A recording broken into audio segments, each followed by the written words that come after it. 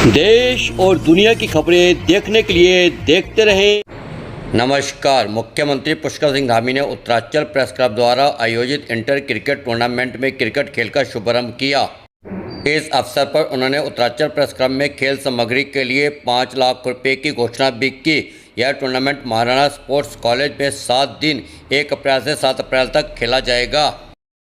मुख्यमंत्री पुष्कर सिंह धामी ने आरागढ़ धर्मपुर स्थित हनुमान मंदिर में हनुमान, मां दुर्गा, भगवान शिव जी की पूजा अर्चना कर प्रदेश की सुखाली और प्रदेशवासियों की सुख समृद्धि की कामना की। जिले में प्रथम बार अब डीएम ऑफिस में ही आम जन को निःशुल्क विधिक सलाह, निःशुल्क सरकारी वकील मुहैया होगा। विधिक सहायता केंद्र स्थापित कर 2 पैरागेल वॉलंटियर तैनात किए गए हैं। प्रत्येक सोमवार को राष्ट्रवाद ड्यूटी पर माननीय न्यायालय में प्रचलित अपने वाद की त्वरित पैरवी में आमजन को मिलेगी मदद। वनों के संरक्षण के साथ वन संपदाओं से राजस्व वृद्धि के लिए और प्रभावी प्रयास किए जाएं। वन विभाग के गेस्ट हाउस के अनुदीकरण पर विशेष ध्यान दिया जाए। जड़ी बूटियों, कृषिकरण तथा विपणन के क्षेत्र में कार्य किए जाएं और अधिक संभावनाएं तलाशी जाएं।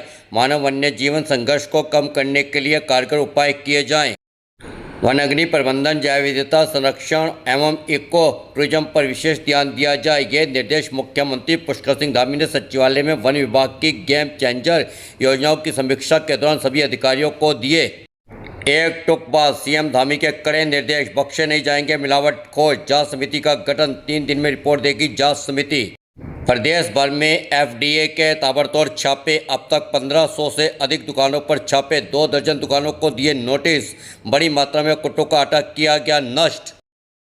उत्तराखंड सामाजिक सम्मान संगठन ने राजू वर्मा की अध्यक्षता में डॉक्टर शिव मोहन शुक्ला को उनके उत्कृष्ट कार्यों के लिए सम्मानित किया।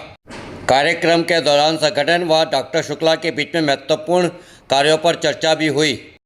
डॉक्टर शिव मोहन शुक्ला मुख्य चिकित्सक अधीक्षक उप जिला चिकित्सालय प्रेमनगर में इस समय सेवाएं दे रहे हैं। उत्तराखंड हिमाचल पुलिस के संयुक्त प्रयासों का दिखा असर। उत्तराखंड हिमाचल सीमा पर हुई गोकशी की घटना को 24 घंटे में पुलिस ने किया खुलासा। घटना में शामिल अंतर्राज्यीय गो तस्कर गिरोह आया पुलिस की गिरफ्त में। अंतर्राज्यीय गो तस्कर गिरोह 8 अभियुक्तों को दून पुलिस द्वारा तहसीलपुर क्षेत्र से तथा 2 अभियुक्तों को सिरमौर पुलिस द्वारा पुरवाला से किया गिरफ्तार।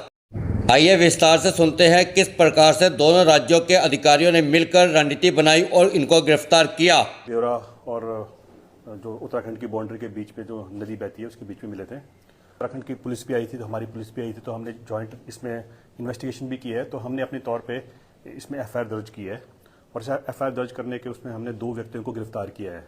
और हमारे अभी इन्वेस्टिगेशन में एक और सस्पेक्ट भी है जिसकी अभी पूछताछ और जिसके बारे में अभी और सूचना गैदर की जा रही है। जैसा अभी एसपी साहब ने बताया उसी कंटिन्यूएशन बताऊंगा। कल जिस तरह से ये घटनाक्रम हुआ था, इसकी जानकारी मिलने के बाद शाम को एक ज्वाइंट मीटिंग भी करी गई थी, क्योंकि बहुत ही संवेदनशील और बहुत ही देखा जाएगा कि ऐसा इम्पोर्टेंट प्रकरण था जिसमें इस तरह से गौवंशी शेष मिले थे और ये बहुत दुखद भी था। साथ ही साथ इसमें जो हमारे पब्लिक सेंटिमेंट्स जुड़े होते हैं, सबसे बड़ी बात है जो एक सांप्रदायिक माहौल बिगड़ने का एक माहौल भी बन रहा था। कहीं ना कहीं से लग रहा था किसी षड्यंत्र के तहत तो नहीं हुआ है। इसको देखते हुए बहुत ही गहराई तक इसमें गए और रात ही रात इसमें जो भी इनपुट्स थे आपस में शेयर किए गए।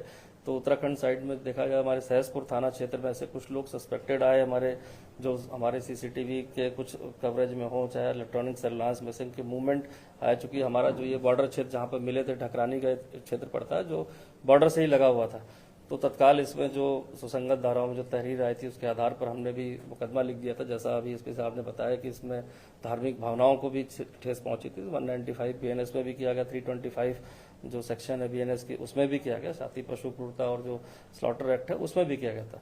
तत्काल हमारी टीम बन गई थी, हमारे एसपी जो ग्रामीण है उनके नेतृत्व में टीम बन गई थी। यहाँ से कोऑर्डिनेशन लगातार चल रहा था। इसमें 8 लोग को इसमें अभी उत्तराखंड में अरेस्ट किया गया है और इनसे जो बरामदगी की गई है, जो इसमें वो चापड़ जो उन्होंने छिपा के रखे थे और जो अन्य जो उपकरण होते हैं अवैध कटान के या जो भी है, तो सब बरामद कर लिए गए। पूछताछ में भी जो इसमें मेन हमारा मास्टरमाइंड है जो इस गैंग को इस तरह से जोड़ा था, जो पहले पूर्व में भी इसके साथी रहे या अपराधों में लिप्त रहे, इस तरह के गौवंशी अधिनियमों में जेल गए, उनके साथ मिलकर एक गैंग बनाकर यहाँ के लोगों को शामिल करके इस तरह का कृत्य जो है इसके द्वारा कुछ दिनों से किया जा रहा था। और इसमें जो सादिक नाम का है, इसमें 11 मुकदमे उत्तराखंड में विभिन्न इसी गौवंशीय अधिनियम में और गैंगस्टर एक्ट में पंजीकृत है। उसका जो दूसरा साथी जो नौशाद है, ये भी इसके साथ सक्रिय रूप से शामिल था और अन्य लोगों को इसने शामिल किया था, जिनके सभी के कहीं ना कहीं 4-6 मुकदमों का आपराधिक इतिहास है जो गौवंशीय अधिनियमों में ही दर्ज है। तो इस तरह के घटनाक्रम में हमारे पास भी 2-3 और सस्पेक्ट आए हैं जो इनसे जुड़े हुए थे, जो अन्य जगहों पर भी इस तरह से सक्रिय रहे हैं, और तो उनके बारे में भी इंफॉर्मेशन शेयर कर ली गई। उनको भी अक्यूज बना के उनकी गिरफ्तारी के लिए हमने टीम बना ली है और संयुक्त रूप से अगर आवश्यकता पड़ती है तो यहाँ से भी सहयोग लेकर उन पर कार्रवाई की जाएगी।